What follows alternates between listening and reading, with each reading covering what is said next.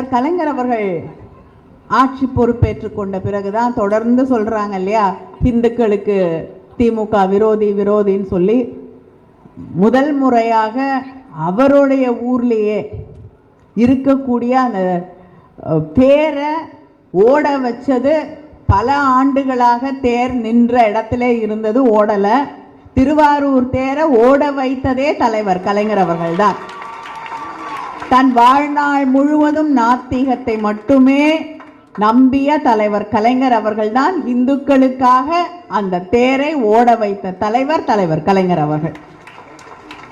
நிறைய பேர் சொல்றாங்க திமுக இந்துக்களுக்கு எதிரான கட்சின்னு. நான் ஒன்னே ஒன்று கேட்குறேன்.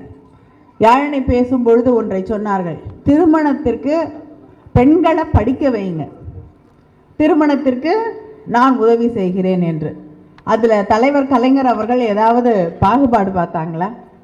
பெரும்பான்மையாக அந்த திட்டத்திலே பயனடைந்தது இந்து பெண்கள் தான் இல்லையா?